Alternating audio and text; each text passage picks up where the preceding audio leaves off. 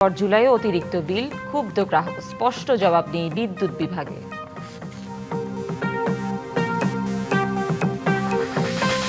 সংকট মোকাবেলায় নবায়নযোগ্য জ্বালানির ব্যবহার বাড়াতে প্রধানমন্ত্রীর গুরুত্বারোপ, সরকারি ভবনে সৌর প্যানেল স্থাপনের নির্দেশ।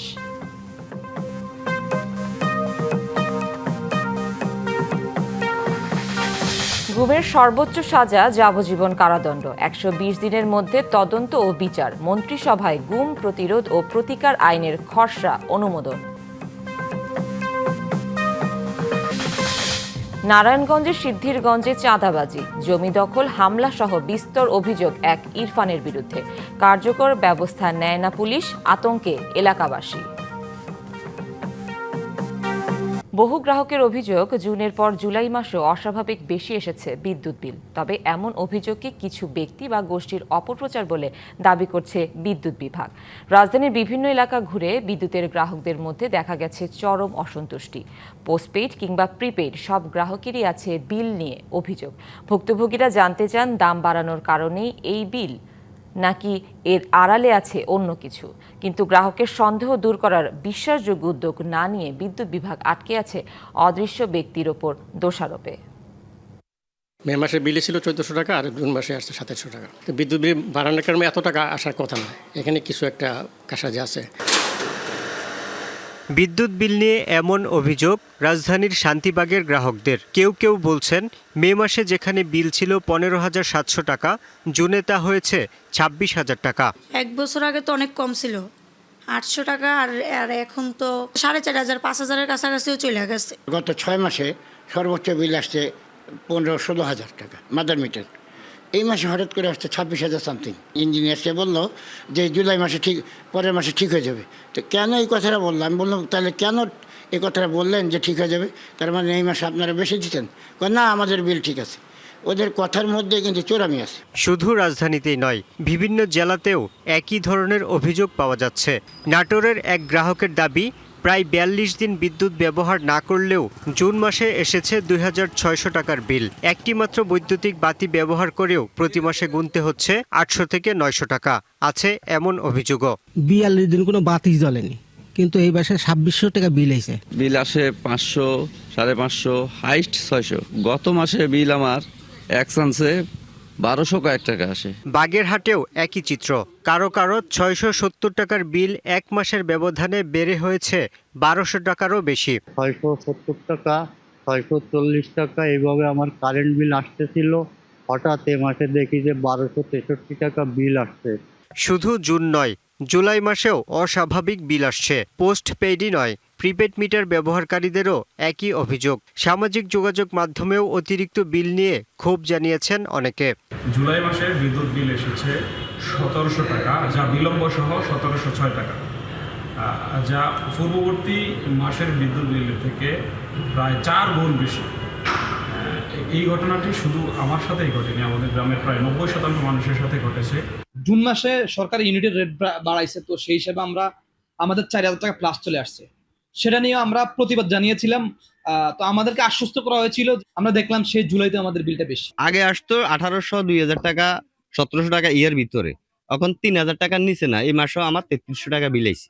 জুন মাসে তড়িঘড়ি করেই গ্রাহক পর্যায়ে বিদ্যুতের দাম ১৭ থেকে ১৮% বাড়ানো হয়। তবে গ্রাহকদের অভিযোগ, দাম যতটা বেড়েছে, বিল বেড়েছে তার চেয়েও অনেক বেশি। জুন মাসে এরকম একটা বিল আসে, এতে করে মানুষের ভোগান্তিতে পড়তে হয়। বিশ্লেষকরা বলছেন, নিজেদের ভুলের দায় গ্রাহকদের উপর চাপাচ্ছেন বিদ্যুৎ বিভাগের কর্মকর্তারা।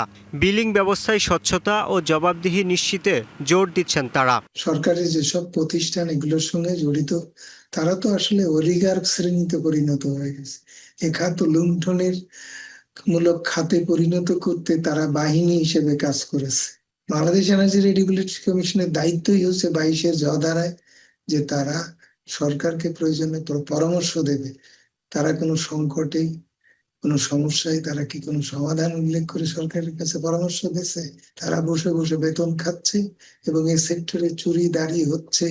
বিদ্যুতের অস্বাভাবিক বিল নিয়ে গ্রাহকের এমন অভিযোগের বিষয়ে বক্তব্য জানতে চাইলে বিদ্যুৎ বিভাগের দাবি, এটি কিছু ব্যক্তি বা গোষ্ঠীর অপপ্রচার। Yusuf Rana, DBC news, Dhaka. জ্বালানি সংকট মোকাবেলা এবং নবায়নযোগ্য জ্বালানির ব্যবহার বাড়াতে 3টি গুরুত্বপূর্ণ নির্দেশনা দিয়েছেন প্রধানমন্ত্রী তারেক রহমান। সোমবার সচিবালয়ে মন্ত্রিপরিষদ বিভাগের প্রধানমন্ত্রীর কার্যালয়ে সৌর বিদ্যুৎ সংক্রান্ত এক সভায় এসব নির্দেশনা দেন প্রধানমন্ত্রী। সে অনুযায়ী গুরুত্বপূর্ণ সরকারি ভবনগুলোতে পর্যায়ক্রমে সৌর প্যানেল স্থাপন করা হবে। পাশাপাশি দেশে সোলার ইনভার্টার উৎপাদনে ব্যবহৃত কাঁচামাল আমদানিতে সরকারি সহায়তা দেওয়া হবে। এছাড়া সাধারণ মানুষের জন্য সৌর বিদ্যুৎ সাশ্রয়ী, সহজলভ্য ও লাভজনক করে তুলতে একটি কার্যকর অর্থনৈতিক মডেল প্রণয়নের নির্দেশও দেন প্রধানমন্ত্রী। সভায় প্রধানমন্ত্রী আরও বলেন, সরকারি ভবনে সৌর বিদ্যুতের ব্যবহার শুরু হলে সাধারণ মানুষের মধ্যে এর প্রযুক্তি ব্যবহারে আগ্রহ বাড়বে। গুমের সর্বোচ্চ সাজা যাবজ্জীবন ও সর্বোচ্চ 120 দিনের মধ্যে বিচারের বিধান করে গুম প্রতিরোধ ও প্রতিকার আইন 2026-এর খসড়ার অনুমোদন দিয়েছে মন্ত্রিসভা। নতুন আইনে গুমকে স্বতন্ত্র আমলযোগ্য, জামিন ও আপোষ অযোগ্য ফৌজদারি অপরাধ হিসেবে চিহ্নিত করা হয়েছে। সোমবার সচিবালয়ে প্রধানমন্ত্রী তারেক রহমানের সভাপতিত্বে মন্ত্রিসভার বৈঠকে এই আইনের খসড়া অনুমোদন করা হয়েছে। বৈঠকের পর মন্ত্রিপরিষদ বিভাগের এক সংবাদ বিজ্ঞপ্তিতে এ তথ্য জানানো হয়। গুমের ফলে মৃত্যু ঘটলে, মরদেহ পাওয়া গেলে বা 5 বছর পর সংশ্লিষ্ট ব্যক্তিকে উদ্ধার করা না গেলে মৃত্যুদণ্ড বা যাবজ্জীবন কারাদণ্ডের পাশাপাশি সর্বোচ্চ 1 কোটি টাকা অর্থদণ্ডের বিধান রাখা হয়েছে। এছাড়া আদালতের মাধ্যমে তল্লাশি পরোয়ানা জারি, অভিযুক্তের অনুপস্থিতিতে বিচার, ডিজিটাল সাক্ষ্য গ্রহণ এবং সাক্ষী, অভিযোগকারী ও ভুক্তভোগী নিরাপত্তা নিশ্চিত করার বিধান যুক্ত করা হয়েছে। 2 বছর পেরিয়ে গেলেও এখনও স্বজন হারানোর বেদনা কাটিয়ে উঠতে পারেনি সিলেটের গোলাপগঞ্জের 7 শহীদ পরিবারের সদস্যরা। দীর্ঘ সময় পেরিয়ে গেলেও মামলার দৃশ্যমান অগ্রগতি না থাকায় আছে ন্যায় বিচার পাওয়া নিয়ে শঙ্কাও। তবে পুলিশ বলছে, তদন্ত শেষ পর্যায়ে দ্রুত প্রতিবেদন দেওয়া হবে। কানিশাইলের কামরুল ইসলাম পাভেল ছাত্র জনতার গণ অভ্যুত্থানে রাজপথে স্লোগান তুললেও আর ফেরা হয়নি ঘরে। 24-এর 5ই আগস্ট শহরের কিনব্রিজ এলাকায় গুলিতে প্রাণ যায় এই তরুণের। আমার ছেলে 28 পারা হাদিস ছিল। আমি আমার ছেলের বিচার দাবি করেছি, কিন্তু এখন পর্যন্ত বিচারের কোনো অগ্রগতি আমি দেখি না। 4 আগস্ট বড় ভাই সাইফুল ইসলামের সাথে আন্দোলনে অংশ নেন নাজমুল। নির্বিচার গুলির মুখে নিজে কোনো রকমে বেঁচে ফিরলেও ভাইকে বাঁচাতে পারেননি। চোখের সামনে সেই করুণ মৃত্যুর ক্ষত এখনো তাড়া করে ফেরে তাকে। আমার বাইরে তো কোনো সাধারণ মানুষে মারছে না, আমার বাইরে তো আন্দোলনের দ্বারারে দেখছি, বিজিবি আসলো, ম্যাজিস্ট্রেট আসলো, পুলিশ আসলো, আমি তো ওগুলো দেখছি। আর আমার বাইরে তো গুলিটাও করতে বিজিবি। 4 ও 5 আগস্ট গণ অভ্যুত্থানে গোলাপগঞ্জ উপজেলার 7 জন শহীদ হন। ন্যায় বিচার পাওয়ার শঙ্কা আর আক্ষেপ নিয়েই দিন কাটছে শহীদ পরিবারের সদস্যদের। আমি সরকারের কাছে একটা দাবি আমরা, যে টাইম সঠিকভাবে একটা বিচার করিয়া, যাতে পুলিশ হোক, বিজিবি হোক আর সন্ত্রাস বাহিনী হোক, যেও গুলি করি মারক আমার বাইরে, তার সঠিক বিচার চাই। তারা আমার ভাইকে নির্মমভাবে গুলি করে মেরে ফেলছে, তাদেরকে আমরা দৃষ্টান্তমূলক শাস্তি চাই, প্রধানমন্ত্রীর কাছে আমরা বিচার চাই। তবে পুলিশ বলছে 11 হত্যা মামলার মধ্যে পুলিশের কাছে তদন্তাধীন আছে গোলাপগঞ্জের 2টি মামলা। আসামির সংশ্লিষ্টতা যাচাই প্রক্রিয়া চলছে এখন। আমাদের এই তদন্তগুলো আমরা অনেকটাই গুছিয়ে এনেছি, কারণ আপনি জানেন যে এগুলোতে আপনার আসামির সংখ্যা অনেক বেশি। সো আমাদেরকে এটা আপনার একটা হত্যা মামলার আসামি ইনভলভমেন্ট আছে কি না সেটা আমাদেরকে আপনার সঠিকভাবে যাচাই বাছাই করতে একটু সময়ের প্রয়োজন। এদিকে দ্রুত মামলার তদন্ত শেষ করার নির্দেশ দিয়েছেন সাংসদ। Chief prosecutor advocate Aminul Islam, ওনার সাথে যোগাযোগ হয়েছে। হয়তো তারা সেই মামলাগুলো নিয়ে মানে আইসিটি ট্রাইব্যুনালে নিয়ে যাওয়ার সম্ভাবনা আছে। দ্রুত দোষীদের শাস্তি হবে সেই অপেক্ষাতেই এখন প্রহর গুনছে স্বজন হারানোরা। Tahidur Rahman Shah, DBC news, Sylhet. ভরা মৌসুমেও সোনার হরিণ ইলিশ। চট্টগ্রামের নদী কিংবা সাগর কোথাও জালে ধরা দিচ্ছে না বাঙালির পছন্দের মাছটি। যা ধরা পড়ছে তাও আকারে ছোট, তাতে আকাশ ছুঁয়েছে দাম। আয় কমে যাওয়ায় বিপাকে জেলেরাও। নিষিদ্ধ জালের ব্যবহারের কারণেই কাঙ্ক্ষিত ইলিশ মিলছে না বলছেন সংশ্লিষ্টরা। ভরা মৌসুমেও চট্টগ্রামের ফিশারি ঘাটে আসছে না কাঙ্ক্ষিত পরিমাণে ইলিশ, তাই ব্যস্ততাও নেই। আড়তে যে মাছ আসছে তার বেশিরভাগই 500 থেকে 700 গ্রামের। সরবরাহ কম থাকায় দাম আকাশচুম্বী। ছোট ও মাঝারি সাইজের ইলিশ কেজি বিক্রি হচ্ছে 1500 থেকে 2000 টাকা। নিরাপদ প্রজনন নিশ্চিতে গত 15 এপ্রিল থেকে 25 জুন পর্যন্ত 58 দিন ইলিশ শিকারে নিষেধাজ্ঞা দেয় সরকার।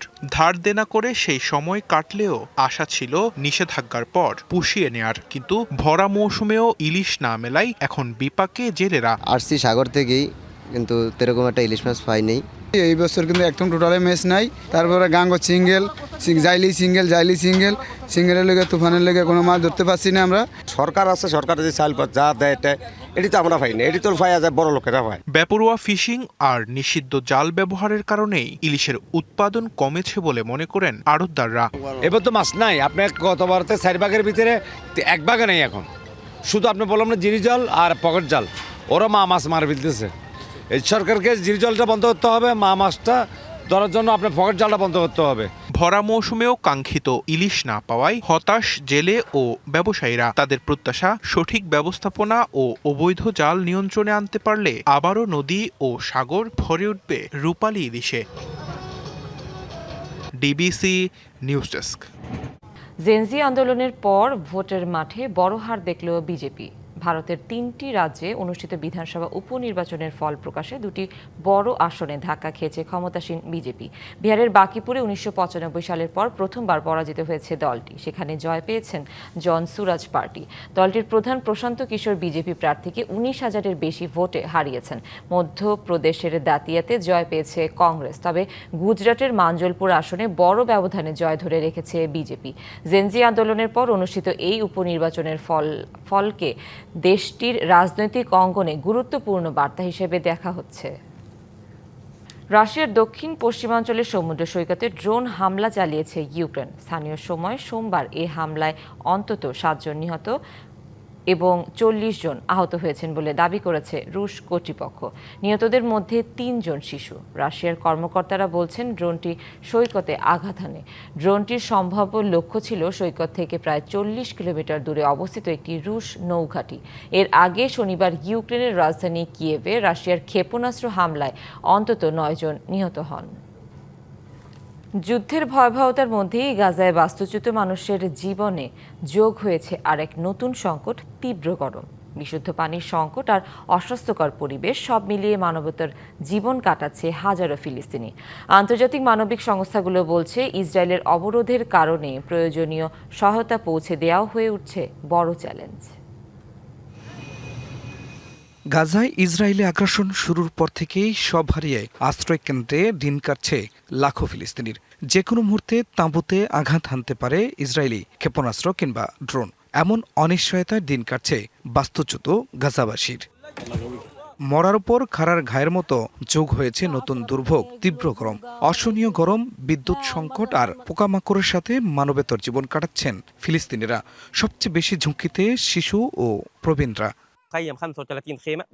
প্রচন্ড গরমে ভীষণ কষ্ট পাচ্ছি। কোথাও কোনো ছায়া নেই, দিনে পোকামাকড় আর রাতে ইঁদুরের উপদ্রবে নাজেহাল। আমাদের দুর্ভোগ অবর্ণনীয়। বিশুদ্ধ পানির ভীষণ সংকট। পরিবারকে একটু স্বস্তি দিতে সারাদিন পানির অপেক্ষায় থাকি। মানবিক সহায়তা সংস্থাগুলো বলছে ইসরায়েলের অবরোধে নিরাপদ আশ্রয়, বিশুদ্ধ পানি, স্বাস্থ্যসেবা এবং স্যানিটেশন নিশ্চিত করা এখন সবচেয়ে বড় চ্যালেঞ্জ। চলমান সংঘাতে ত্রাণ ও জরুরি সহায়তা পৌঁছে দিতেও নানা বাধার মুখে পড়তে হচ্ছে। তাঁবুতে থাকা পরিবারগুলো এখন তীব্র গরমের সঙ্গে লড়াই করছে। পাশাপাশি ইঁদুর ও মশার উপদ্রবও রয়েছে। যুদ্ধের পাশাপাশি প্রকৃতির বৈরিতাও এখন গাজার বাস্তুচ্যুত মানুষের দুর্ভোগ আরও বাড়িয়ে তুলছে। মৌলিক চাহিদা পূরণ এবং মানবিক সহায়তা জোরদারের আহ্বান আন্তর্জাতিক সংস্থাগুলোর। খান মোহাম্মদ মুকুল, ডিবিসি নিউজ ডেস্ক। সংবাদ এই ছিল এখনকার মতো। ডিবিসি নিউজের সংবাদগুলো পড়তে ভিজিট করুন dbcnews.tv আর ভিজিট করুন ডিবিসি নিউজের ফেসবুক পেজ এবং ইউটিউব চ্যানেল। সাথেই থাকুন।